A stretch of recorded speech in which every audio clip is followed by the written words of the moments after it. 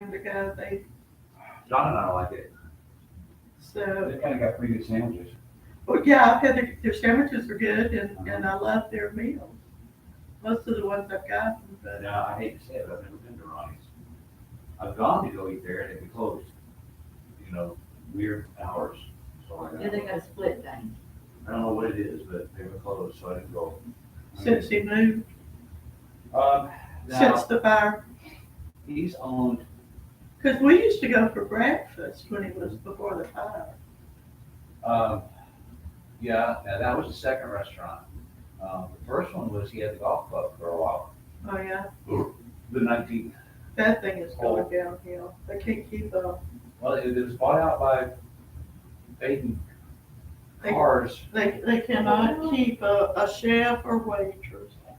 Ron owned it, and I really liked it. I would go there for lunch from school a lot, but when we had work days. Yeah, But then he bought Cowards, Oh, yeah. and they had basically the same food as Cowards has always had. I told Matt, I said, if you opened a certain kind of restaurant here, you have to leave to go for anything. And then he opened Johnny's back up. I used to love Green Roof. I mean, when it was Green Roof. And then Billy turned. I don't get to say this often, that was before my time. That's what it was built for. It was built for the Green Roof Restaurant. I've never been in it, so. Well, they had to buy out Steve's. And I've eaten there a couple times many years ago. And Steve started working as a sub for the school, as a lunch lady. Really? Yeah, and they bought it out and closed it down so they could put up the green roof. And the food there was excellent. You know Miss Evra, works at Pembroke Pharmacy? She used to run it. It was, she was a waitress for years at Shell House. And so it was Shell House food at Pembroke prices, which was really good. I mean, but then, another Ronnie, I can't remember his name, bought it out and he made, it turned it went downhill completely and they closed it. And Ronnie moved over here to where that veterinarian's office is, Mhm. by the post office.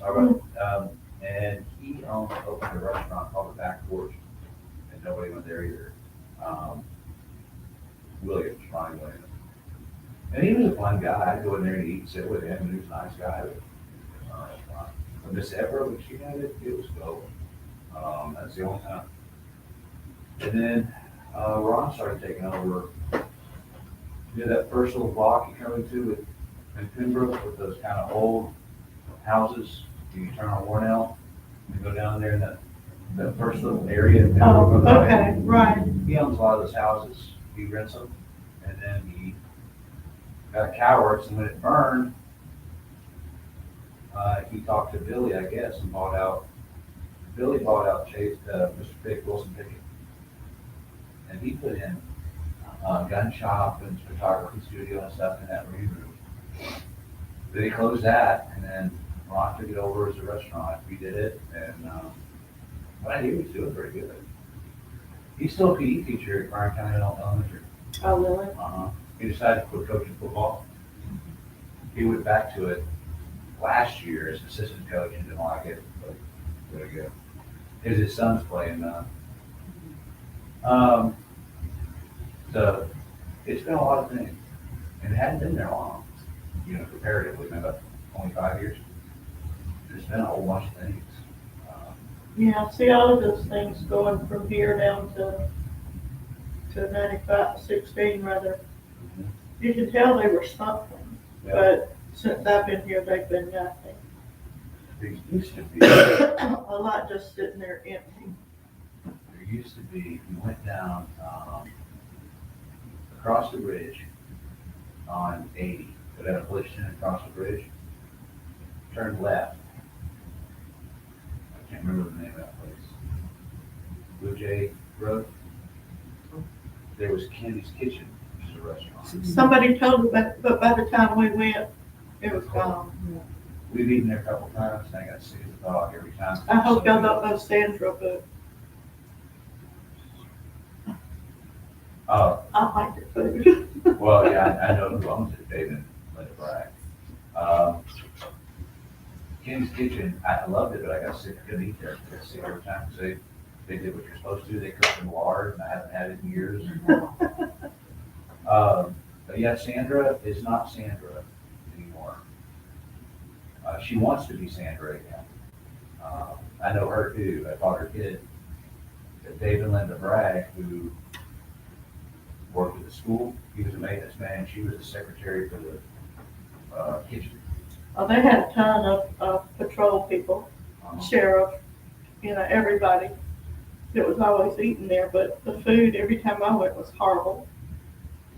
I like their shrimp. That's about all I get. And they did have at one time a mean cheeseburger. The last one I got wasn't the same. Well, 2 times I got the shrimp and it was like old fries. You could tell it's like rubber. And obviously they took the boiled shrimp and put a batter on it. It was not good at all. 2 times that happened. I've never gotten the fried shrimp before. Yeah. There's only one place I like fried shrimp here. That's Carrie Lou's. Because they don't batter it much. I do too. That's another one Matt and them don't like is, Well, I'm not real fond of anything else they have. But they have a couple of things I like. that Georgia white shrimp, they barely batter before they fry it, and it's good. It tastes fresh too. I'm not picky, but I'm a purist about things I like. That's me. You know. I'm not picky, but I am a purist on what I put with food too. I like seafood. I like those. I like crab shack on Tybee. I like Joe's Crab Shack. And there's a new one in the Kroger Shopping Center on 17 that's called the Crab House.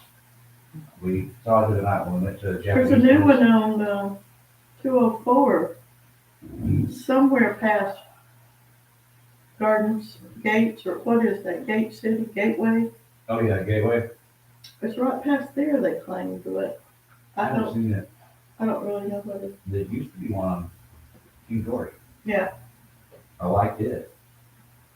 I like the crab at the most at those used to be Chinese all-you-can-eat restaurants. Odie seafood, juicy seafood, boiling seafood. I love those. I think because of seasonings.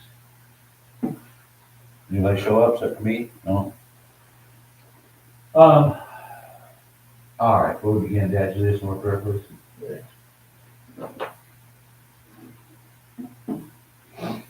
Our Lord, most gracious Heavenly Father, we thank you for this privilege to gather together and worship you.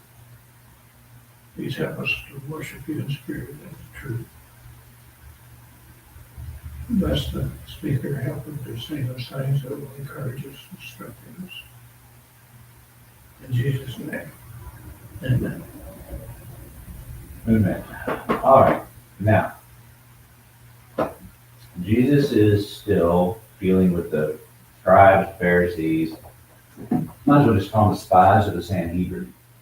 And he has discussed the law of Corbin, how that they got upset with him for violating a tradition that they had, which we talked about. And he got upset with them for violating the actual law by honoring your father and mother, and talks about the law of Corbin. And then he says, this people honors me with their lips, but their heart is far from me, and in vain do they worship me, teaching his doctrines, the commandments of men. He's actually quoting Isaiah, and he says he is, and he talks about this. And then he calls the crowd to him and explains to them what has gone on between him and the Pharisees. He says, hear and understand. It is not what enters the mouth that defiles the person, but what comes out of the mouth, this defiles the person. Okay. I have discussed that with my doctor many times, and it says, it's not what enters the mouth that defiles the person. So you shouldn't tell me I shouldn't be eating carbs and, sugar and high-fat foods that I like, but he doesn't see it that way. Mhm. But he's actually right. And he can explain all this, and I'll talk about what goes on later, but it's down in verse 15. Actually 16, Jesus said, are you also still lacking understanding? Do you not understand that everything that goes into the mouth passes into the stomach and is eliminated? But the things that come out of the mouth come from the heart, and those things defile a person. For out of the heart come evil thoughts, murders, acts of adultery, other immoral sexual acts, thefts, false testimonies, slanderous statements. These are the things that defile the person, but to eat with unwashed hands does not defile the person. Okay. Now, he says, this is what I meant. Look at his statement. It's not what enters the mouth that defiles a person, but what comes out of the mouth. This defiles the person. Okay. That I kind of understand. And that, he says, you need to understand. When you eat something, you ever had something that was bad that you ate, like we were talking about a minute ago? Have you ever had food poisoning? I have, twice. Sometimes it feels like it, but I don't think so. I've had it twice. I have to, you sort of don't want to live in the middle of it. Yeah. And there's only one way to get rid of it. You have to wait until it passes through. Stomach flu is the same thing. I've taken medicine for stomach flu. I don't think it helped a bit.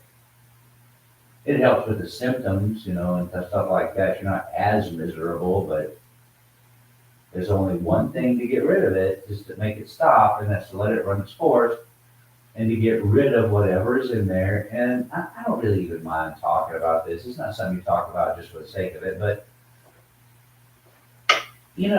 when you look at the miraculous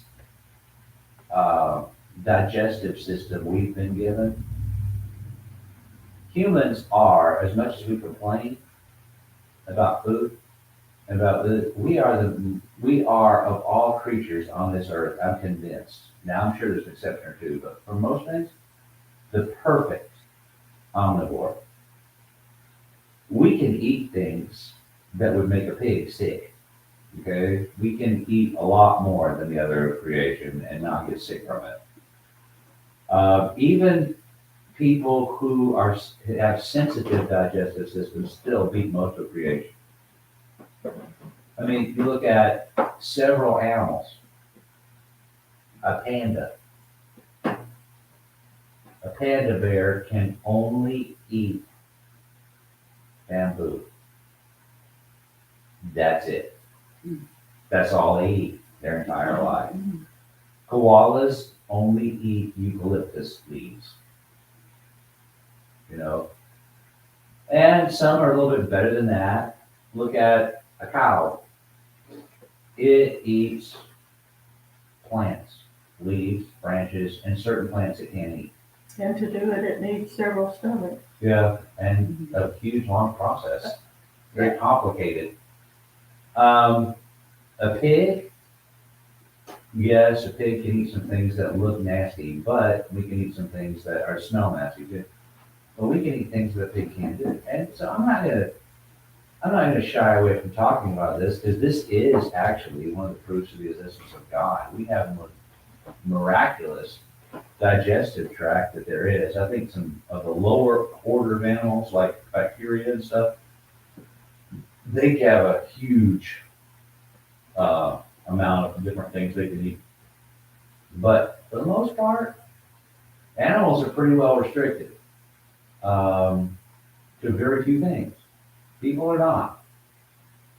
And there are very few, I think, in the animal kingdom that are omnivores. They're either carnivores or herbivores. There are very few omnivores, and none of them are as omni as we are.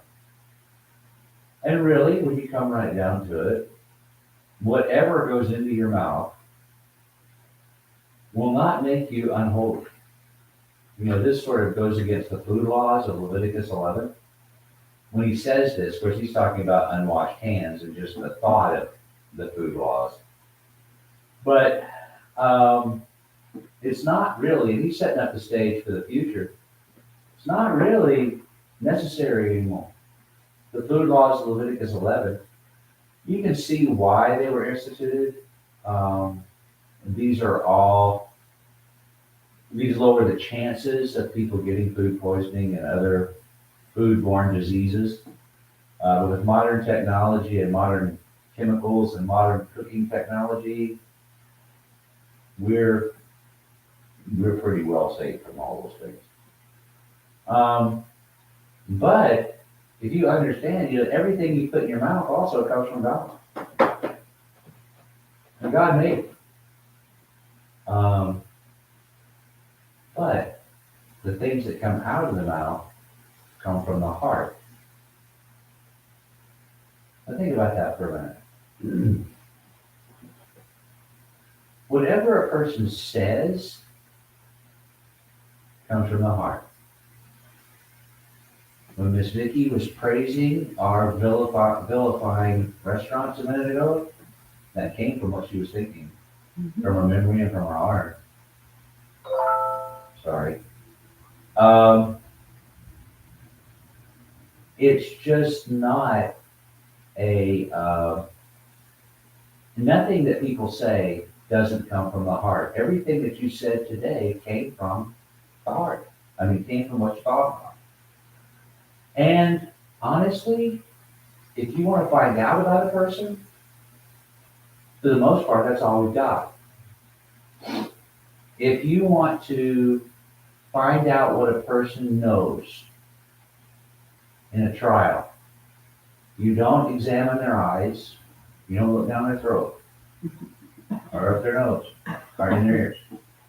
You want to know what they've heard? You can't look in there. You have to rely on their heart, and the only way you can do that is to see what they say. That's the only way you can find out about anybody anyway. The things that are important, your eyes can tell you what a person looks like, which I will go ahead and tell you where I work, that's the only thing that matters with those kids, the outward appearance. They know every time I get a haircut, they know every time I get new shoes, they know what I'm wearing socks, if they match or not, that's what they look at. But if you really want to know a person, this is the only way you can find out. And it is the things that come out of your mouth that defile you, not the things that go in. If you are a nasty individual, you're going to say nasty things. If you're a mean individual, you're going to say mean things. If you're a loving individual, you're going to say loving things. Compassionate, same thing. Whatever individual is going to come out. You might lie for a while. But in fact, we had this discussion today, oddly enough, with the son of the preacher from the Pembroke First Baptist Church. He's in my class. And he just thinks I'm wonderful. I don't know why, but he just loves me to death. But he said, what do you do? He has these moral questions that he asks me, and so does Dad. But what do you do when you know something, but you don't want to rat somebody out? I don't know what this is referring to, but I said, well, I'm pretty good at this. I said, if you don't want to tell me, I really don't care if I want to know something, because somebody else will. I said, high school kids love to rat each other out, and they do. They absolutely love telling each other. So I said, what I would rather hear, if I ask you who did something, and I know you know, instead of saying I don't know and lying to me and making me not ever trust you again, say, I'm sorry, but I would rather not say. I said, it's stupid, but I respect it. It's a dumb thing to do, but I respect it. I said, and honestly, somebody else is going to somebody else is gonna tell me anyway, if I wanna know something, I promise you, and I won't even have to ask. All these things, but look at this list of stuff that comes out of the mouth. Evil thoughts, murders, acts of adultery, immoral sex acts, thefts, false testimonies, and slanderous statements. You know, of all those, the two at the end, false testimonies and slanderous statements, are the only two that you commit with your mouth. Evil thoughts, you don't have to say anything to have an evil thought. Murder, you don't have to say anything unless if you commit murder. Acts of adultery, again, immoral sex acts, thefts, you don't have to say anything. You don't commit these problems, these sins, or these wrong things by using your speech. But yet, if we want to convict someone of murder, what do we use? What they say, and what other people say, along with forensic evidence is now coming into its rightful place in criminal justice. But we use what people say. So it really is. You can tell what kind of a person is. You can tell what kind of heart they have by the things that they say. And they're talking about unwashed hands. You know? It's kind of silly. Now, then, they go back to verse 12. After he made the statement, there's something that happens in the middle here. Then the disciples came and said to him, "Do you know that the Pharisees were offended when they heard this statement?" But he answered and said, "Every plant which my heavenly Father did not plant will be uprooted." He's already actually used a parable to talk about that. Leave them alone. They are blind guides of blind people. And the person who is blind guides another who is blind. Both will fall into a pit. All right. Let's look at guides. Have you ever been somewhere that required a guide? Where was this? Caves. What if there were no lights and guides? Or what if the guy who was guiding you was blind and had no idea where anything was? Wish that probably didn't happen, but it probably has, at times. Now, this is something I know about. There was a teacher years ago, taught Spanish. Kids enrolled in her class. They got a grade. They left her class. Then, and this didn't happen out here much, in most places in Georgia, only in agricultural places, which makes me sound racist. I'm just telling you the truth. Nobody really spoke Spanish, in a lot of these places, because we didn't have that many, people who were Hispanic move here. Well, the trickle started. There's several kids now that we have whose parents speak Spanish and who are speaking English the past few years the first time. Well, we just thought it would be so handy to have the Spanish teacher explain in Spanish to these people what we needed from them with vaccinations and records and stuff like that.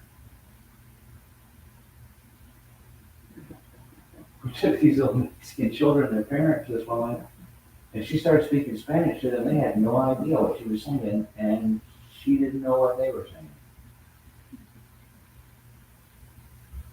She faked it all those years. Well, I speak a little Spanish. I never much talked to her in Spanish, so I only talked to her in English a few times I talked to her. Another teacher spoke more fluent Spanish than I did. She was an art teacher. And so, the principals would look at each other, and finally when these kids would come in, either she or I would talk to the parents when they came in, and you know, I don't know how she did it, but you know, the art teacher or me would do it.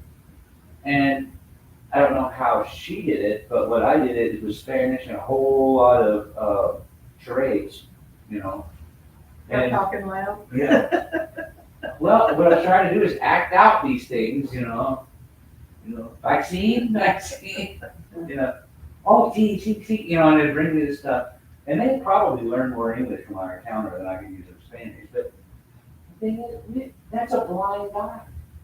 And these kids who spend an entire year with her every year.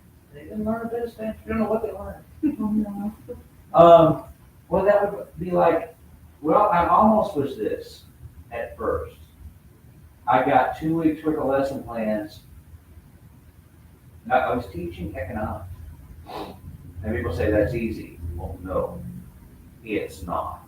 When you get into federal trade and the Federal Reserve Bank and all this kind of stuff, and perceived advantage and actual advantage and comparative advantage and all this kind of stuff, you actually have to use for a socialist class calculator to do it.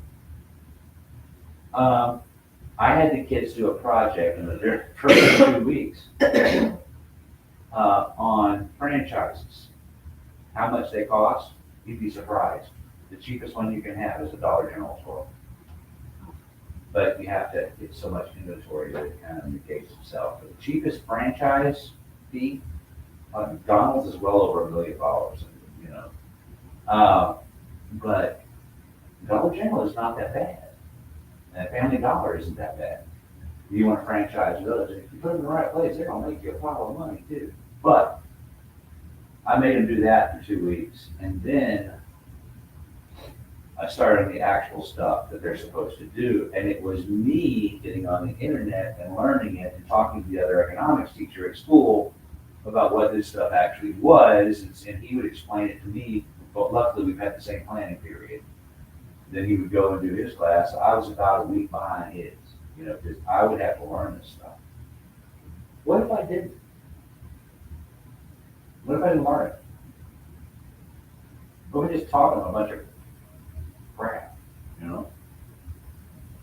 What if we played the game of life all semester? You know, that would be a blind guy. And then, to make matters worse, economics it no longer is, thank the good Lord, but it wasn't in the course test class. You know, they gave them a test over what they were supposed to know at the end. I had the highest test scores in school. Of all the economics classes, no, it's not a yay, I'll tell you why I got them, to be honest with you. Brad said, how did you do this? He said, my average score is not anywhere near this. I said, I sort of cheated. I said, how'd you cheat? We had a kid in class, his name was Eli, in school. Eli was absolutely brilliant. He had a C average. He got like a 99 in my class, because he really liked it. I mean, he thought, this is so interesting. And he got into it. He scored a 98 on the EOC. Nobody ever scores that. For economics, this is so hard. And he scored a 98, which told my test score is higher than any other class in school. Didn't have that many kids in my class. I just had the overflow that couldn't fit me in. But I wound up with that kid. And, I mean, they told me, he said, man, we gotta make you teach it instead of him. I said, no, that don't need to happen. I said, I just happen to have a kid. And in fact, when I didn't understand something, I couldn't get it, Eli would say, Dr. Holloway, can I just explain? I said, please, Eli, go ahead, explain. I said, you know, that makes sense. Thanks, Eli. I had it 5 or 6 times all in the semester, you know. He just loved the stuff. Absolutely adored it. You know, he hated math, he hated English, he just barely did what he did in math, but he could do that, you know. But in this class, he kind of had to work because it was so new. I mean, it's absolutely new stuff. There's nothing the kids have learned before or used. And they make them take it in 12th grade. So we took the end of course test, and had the highest scores in school. It wasn't yay for me, it was yay for Eli, is what it was.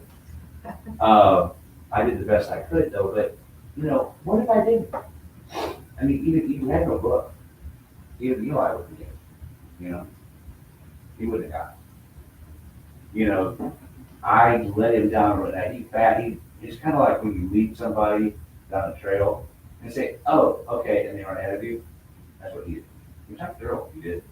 I mean, that's the reason we got through that class.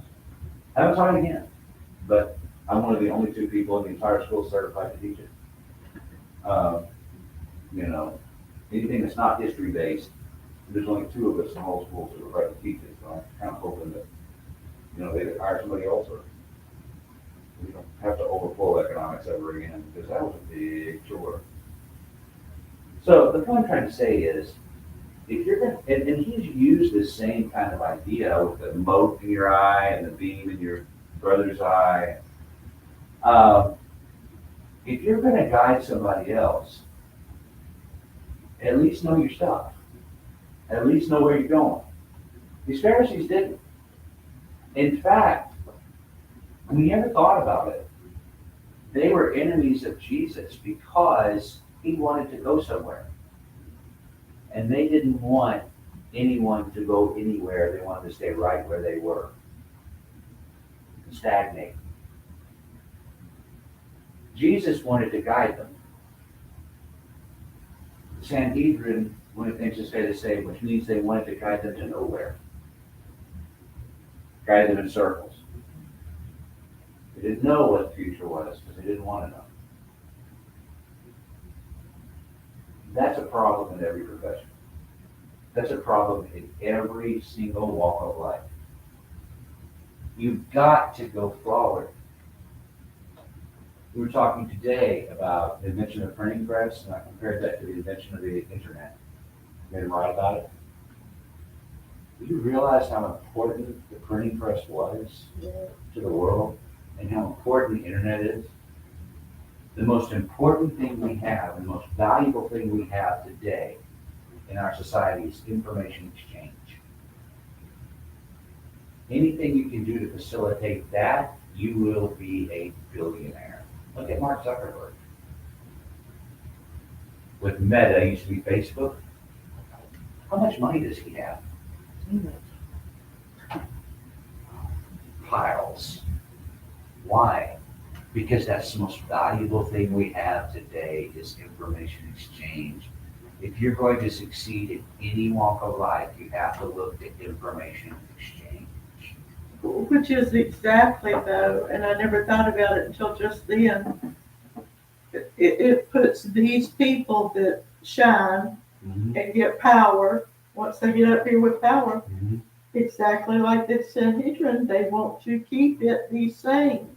They do not want other people to shine, basically. Not all the time, but in general. This is why. So they want power. What was that guy? I cannot remember. Anyway, I read it the other day. Happened back in the 50s. This guy invented something. Oh no, it was the car industry. He invented the airbag. He worked for a car company. He invented the airbag. And both the car company, I think it was Volvo, and him decided, we will not patent this. This will save lives. We will make this technology available to everyone. Because you see, now information exchange is so valuable, and we saw that before when we didn't have the internet. It's so valuable that people started making all kinds of money off of it, and not entirely with integrity. Now, I don't want to proclaim the wonders of the internet. I want to proclaim the wonders of information exchange, and that is used to that is the key to what we're doing. Is we're exchanging information with people, giving information to people. Well, that was the pull of Jobs and Gates. Gates wanted all things, and that's where they started having their differences, was because one wanted information widely known and Gates wanted money. And that's the one that went out. Because we're tied to Microsoft now, no matter what we think. Yeah, IBM was what did it for him, the kid Yeah. when he tried to crush them. And they just about are. They don't do, IBM does not make hardware anymore. But to do it, that's what he had to do, and that's what he did, was go after, immediately go after IBM, but, that was their main philosophical difference, was, And what we are about though is information exchange, and we're not gonna make any money off of it, but, I hope we don't. But I have seen preachers who try. I mean, on the internet, stuff, their podcasts. We do it to a limited extent here. I like to get into more that we do, but, that's what we're all about. Pharisees want to shut that down. They want to shut down the information exchange. And there are people today that want to shut down anybody saying anything against what they have to say. And they actually do. They shut them down legally, or there are other ways you can do it that are legal, and there are ways you can do it that are illegal. You can shut those down. But the thing I'm most wary of is people that sell information. And we're supposed to be giving it away for free. I don't like information exchange. Folks, I love Facebook. Even though I'm not really thrilled with Zuckerberg a lot of times, but I like the idea of it. And I found out one of my former students passed away. I found out today, Donna told me about it, that a former student's mom passed away that I knew. I was able to, the other day, I told you about him, I was able to reach out to Chad. His brother passed away. And I was able to reach out to him, give him my phone number over Facebook Messenger. I like the idea of it. I really do. I don't like the fact that right now they're trying to sell me solar panels for zero money down, That's the big ad right now. But then it changes time to time. And they target ads to me and all that kind of stuff. I would rather there not be any ads, but I understand they have to make money. But do they have to make such an ungodly amount of money, off those ads? I do like the idea of Facebook. I think it's a cool idea. In fact, I think that's why the Winklevoss twins and Zuckerberg started at Harvard. So that people would make sure they knew. To keep in contact, and Yeah. keep up with the parties and. Events and fees and things like this and deadlines. I think it's a great idea. I think it's fantastic. And I like the fact that you can tailor make it to yourself, with your certain amount of friends and who sees your feed, they see your feed. Yeah. I think it's a great idea. And It was the best idea in a really long time to keep people in closer contact. And churches used it, and I'm glad they do. We use it. It's Paul does it. He has our Facebook account, and I post something on it every Sunday, and I post it online. And I tag everybody that's here that has a Facebook account that's friends of mine.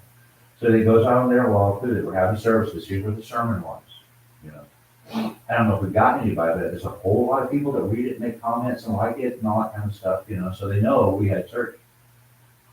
I like the idea of information exchange. I wish we could do more of it. Without the exploitation. Yeah. And there, to me, it's even worse than the selling. I have little problem with ads, but exploitation, it's never, I can't remember a good example of exploitation. I can tell you. The average demographic of people that attend church services are older. Younger people are in churches, but not as many as older. We used to use, I didn't know any better. We used to broadcast our services on Ustream. Oh, really? Mm-hmm. Because it was free. That's all we could afford. Yeah. We're broadcasting on YouTube now, along with Zoom. And YouTube is completely free. They make their money another way. Ustream would stop our broadcast periodically and play a commercial. Yeah. A couple of times I heard from people who were watching, they played a commercial about erectile dysfunction. Oh, no. That was my experience with my first Zoom. Uh-huh. Not that, but similar. That's, and I didn't know any better. I didn't know anything else to do, and I was wondering what to do, and then they just made a decision for us to kick us off. I don't know why, but they did. And then we went to Facebook. We broadcast live on Facebook. People had to have Facebook accounts to see us, but they kicked us off too. We never could get back on and couldn't contact anybody. So now we're on YouTube, which is actually better anyway, because like right now we're broadcasting on YouTube, but I think we are, yeah. It is also saved for several years in a folder where people can go to today's date and download and watch this broadcast. So it's actually the best way we've done it so far. The broadcast part, Zoom is the best way we've done interactive, where people can actually attend services. I can't afford Google Meets, that's the other way. And I don't know how to do Google Hangouts, where you have that many people, you can't put as many people in it. But Zoom is absolutely free, and I hate the fact that it's a Chinese company, but it is, but it's free and it works, and you can actually do more with it than you can Google Meet, which costs so much money. And besides, I figured with all the Gmail and stuff I have, and Chrome, I give Google plenty of money, as it is. So, I like this back, but, information exchange. The kids said, well, can't they regulate what's on the internet? And I said, no. I said, and you wouldn't want that either. The internet is like society. You can't regulate that either. I said, it's impossible. Not because of laws, but because the internet's too big. It's too large.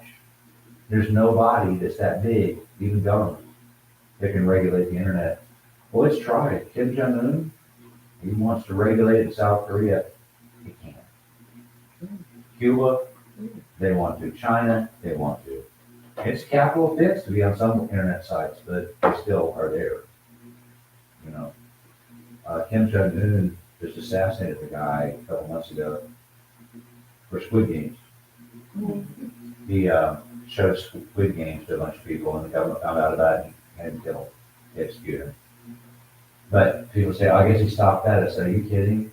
I wonder how many people didn't get caught. Because that's a Korean show. People want to see it because they're Korean. They have pride in it. I don't know. I've never watched any of it, but something about competing against each other and stuff like that for certain and physical things. I don't know. I've seen blips of it, but I've never seen. It's fake. I mean, it's staged. They say that it is. It's a drama series. It's not a, it's not a what's it called, reality television thing. No. Anyhow, but he tried. You will not look at. You think as a government you can shut down Netflix in any area? It goes through satellites. It goes through the air. How are you going to stop it? There's no way. And you don't want to. A girl and I, and Vicky, differ about vaccinations, which is fine. But she said, we disagree, don't we? And she's a good girl. She's a great kid, smart kid. I said, yeah, we disagree. But this is America. I said, I have a certain view of it, and you have a certain view of it. But because it's America, who is the person that guarantees your right to say what you want to? Who do you want to put in charge of you? What I'm saying is, who would want that? whatever you say about it, I'm the person that, if we disagree, this is America. If I disagree with you, I am the individual that makes sure you get to talk.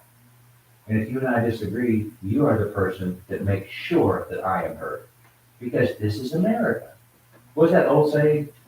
I mean, I agree with what you say, Fight to the but death. I'll fight to the death for your right to say it. That's America.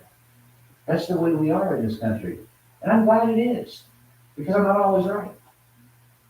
But an open and free exchange of ideas and information.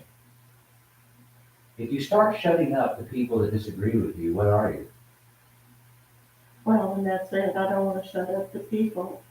I want to promote liberty. You should. You know, And you should, and you should be heard. how much heart do we have in America for liberty anymore? It needs to be instilled. I And, honestly think you're right, I think you're sheep. Mhm. I really do. But I want to have that heart for liberty, not what you say, Mhm, but for your liberty. mhm. And you should be heard. We all should be. And I think most of Americans are like most Christians today. They just believe what they hear and they don't think on their own. I was very impressed. In fact, I found it, I put it on the Google Classroom post for yesterday, today. If a teacher teaches critical thinking to a group of children and not one of them challenged them, the teachers fail. And that is true. That is true. And, my effort here is to teach people to be critical thinkers, to think on their own, inside and outside the box, and to question everything. Sunday night's lesson was all about that. I don't like that people are sheep. I don't like the way But they're Christ. actually approaching CRT, because it's more an indoctrination than actually teaching people how to think critically. Mhm. And there again, I sort of use my people Mhm. to say, what do you think? What have you heard? Mhm. And what I hear is indoctrination more than it is actually thinking critically. And what a shame, because we're Christians. Mhm. We want the truth about Jesus and God, We should be sheep to Christ, but we shouldn't be sheep to men. not to men. We should be following it. We need to be critical thinkers, because it's only through that, it's only through a difference of ideas that anything ever gets done, and the right thing Well, ever and gets done. conscious thinking too. And what I like about America is this: even when we're wrong, which we have been wrong for a while, for a few times throughout our history, several times actually, we try it for a little while. Oh, we made a mistake. There's methods. And then we come back and we talk it again.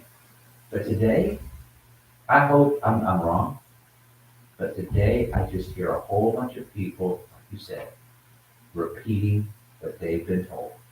Um, That's all I hear for the most, bad, not all, but for the most part, that's what I hear. What strikes me is what we're reading tonight is how many times the disciples have to be explained to. Are they coming and say, hey, what's up? What did you mean? And Tell me why. even at this point, they're still, Why does that have to happen? well, there's several theories in my mind, but the fact that they are having to do this, Mm-hmm. they really have yet to get the mind of Christ. Right. And I would this is a argue teaching method too. it wasn't until years after his death they got it. It was the last question they asked him. Yeah. Are you going to restore the kingdom of Israel now? But what's happened to them and to everybody in Jerusalem and Israel for the last 100 years or so? They've been indoctrinated. They've been told what to believe. And what you're seeing here, when they're asking that, is a crack. Mm-hmm. They're just starting. They're us, though, is my final to that part was they're us. Mm-hmm. Because there's so many things I say, what did you mean? Yeah. The situation, and a lot of it I'm amazed at because I'm pretty old. And I still learn all the time. You're supposed to. You know, even Paul said that. Yeah, I see so much on Peter said that, Facebook though, that goes kind of against, it sounds good, and people are sort of liking it because in fact it does sound good, but it's not speaking to what Jesus always says, the conscience, what we are willing. I see all kind of things, oh, you know, if you've done something wrong, just quit living in the past, go on, you know, and forget about it. And that's not what a conscience means. You don't quit thinking about it all wrong. I don't care how long it is. I don't even care how long it makes you sick. That's not conscience. And I see it so much time, everybody says, oh, just go on. They got little coins, they got little sweet things with birds sitting on it. And personally, I want to take a stand, but only a few people understand me, so. Well, you know, as a psychologist, at least a lot of psychology I've taken up, I can tell you this. When people say this is my philosophy of life, and they start talking, they don't talk for long. A philosophy of life cannot fit on a bumper sticker. Okay? A philosophy of life is very, very complicated in how we each approach life. And those little sweet sayings and stuff like that, unless they come from the Bible, what I used to hate in teaching the Bible, I still do, but I don't care as much anymore. When it all boils down, you can't just take something that Jesus has said here. It takes us weeks to get through one chapter. You can't just take what Jesus says here and say, well, what he meant was this, and here's a sentence. You can't do that. Jesus is teaching critical thinking. He is teaching people to question the status quo. He is teaching people to reject arrogance. And what's the other thing? I can't, my words aren't coming to me tonight, but it's not steadfastness, but it's the immovable, stubborn mind. You know, do not open your mind, listen to these things, see if they're true. If they're not, reject them. If they are, follow them. And you can't boil all of this down into a bumper sticker. You can't boil life down to a bumper sticker, and you can't needlepoint something that is going to be the answer to all of life's problems down the road on a pillow. I mean, when I hear something nasty at school, I get over to the kid and say, what, would you like me to needlepoint that into a pillow and give it to your mom? No. Then why'd you say it? All right, we gotta go on. What's your rotation, son? You don't know? 62. 62. All right, in a moment, we'll be singing number 62, and if there are people at home or people and wherever you're at that's listening to this, and our people here, or in any way you stand in need, respond to our invitation, we come. As together we stand, and then we sing.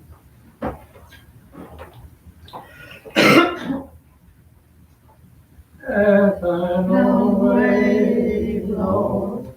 Have thine own way. Thou art the potter, I am the clay.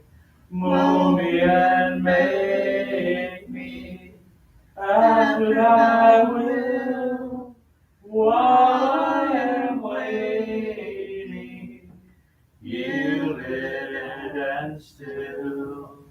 Shall we pray? Almighty God, Father of all, we thank you for this day. We thank you for your word, your Son.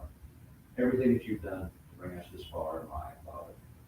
We ask that you'll bless us here, that you'll bless those all over the world that are listening to the gospel and hearing the gospel. We ask you'll use us in any way you see fit to help that happen. In our sin we pray. Amen. All right. I think Sunday is Super Sunday. Believe it or not, January is almost over, but it does have 5 Sundays in the month. So Sunday is Super Sunday. You get to bring your own stuff. Make sure it's hot and spicy, so I'll eat it. So I'll like it. See, you ate some of that, didn't you? Oh, did you? I tried to, I hear you. many different ways, I tried to. It was, It was flammable. You were. Oh, oh yeah, and I did do all kinds of adjustments, and it was just something like I tell you what it reminded me of, we bought some of those unedible, hot peppers that are ornamental. Yeah. And my nephew wanted, he could take anything hot. And it reminded me of that flavor, because I thought, well, I wanted to see what it tastes like too. But it reminded me of that flavor. I could have actually made it hotter. oh. Let's see, there's a guy at school, he used to be a student of mine, now he works there. He's a teacher now, and he likes hot stuff. And when I have something, I bring it to him, so I brought him a Ziploc bag of it. And he took it home. He said the next day, he said, Joe, I got through it and it was good. But what I noticed is as long as I kept shoveling it in, it was okay, terrible. But once I swallowed and nothing happened, it lit up my mouth. Volcanoes. Now, Yeah, I that was was the vocal truth. that night, I didn't didn't think I'd cut it all out. I thought it was actually because it had been waiting so long that a lot of that would be just things that, No, it didn't. it actually, with chili and spaghetti sauce, it's just the opposite. yeah, it did. Oh. Those are way more spicy the next day than they were the first day. Yeah, I didn't know about freezing it. I thought maybe freezing it would be so bad. yeah. It was funny. Anybody in the family tried it? No, Oh, okay. they don't all like hot. I wish Kelly had tried it so I could mess with it. I'm not able to eat it. You know, I should have done Kelly, because he likes the wings. Uh-huh. He always wants to be hot. I should have it saved some for him. I usually, when I have parking lot, I at least see him, because I'm standing out there when he pulls in, you know.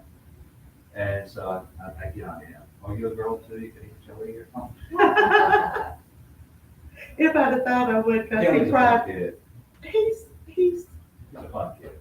He's really good. he tries, he's unique. You can talk to him. Yeah. You know, you can talk to, let's say I never talked. Well, Kelly and I are the only ones, there's a problem with child, parent, always, no matter how you look at it.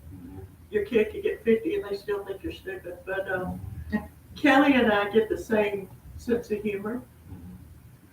And so Matt wants to jump on it like it was real, and Kelly will be sitting over there laughing, and I'm laughing, and Matt's just preaching about the right or wrong of my statement, not realizing it was facetious or something. So I tell him we have pride in our sense of humor. Kelly's one of the few kids that you can treat as a child. You know, I've watched this class before. Kelly gets back to work. Okay. But you can actually sit down and talk to him as an adult. Yeah. But the mark of maturity is when it's time to quit one and start the other, he's able to make that transition. He had a hard time in elementary He's school. fine. I can understand. But I heart at him all the time about recognizing the fact when you should, just by reading people. And that's another marvel He's of just, humanity, is that we can look at people, well, maybe until now, which we don't get face to face, and recognize by certain signals if people are truthful or not, because of just what the body does when it tells a lie. There's always tails. There is, And and if that's you've such a marvel. Who would have thought about that but God?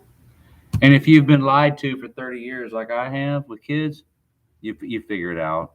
Well, yeah, most